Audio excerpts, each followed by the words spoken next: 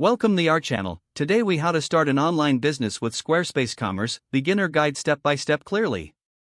To start an online business with Squarespace Commerce, first, visit the Squarespace website. Click on Get Started to create your account. Choose a template that suits your business needs. Customize the template to reflect your brand identity.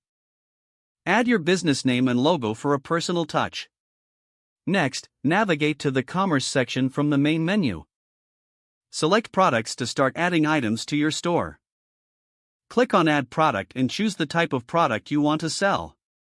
Fill in the product details, including name, description, and price.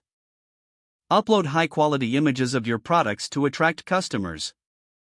Set up inventory management to keep track of your stock. Next, configure your payment settings in the Payments section. Connect your preferred payment processor, like Stripe or PayPal. Set up your shipping options under the Shipping section. Choose your shipping methods and rates carefully. Now, create essential pages like About Us, Contact, and Return Policy. Ensure your website is user-friendly and easy to navigate.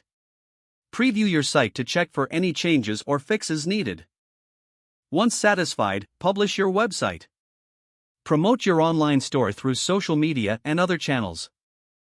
Monitor your analytics to track performance and customer behavior. Adjust your strategies based on the data collected. Engage with your customers through newsletters and updates. Stay updated with Squarespace features and improvements to enhance functionality. If the page does not load, refresh the browser or try again in a private or incognito window.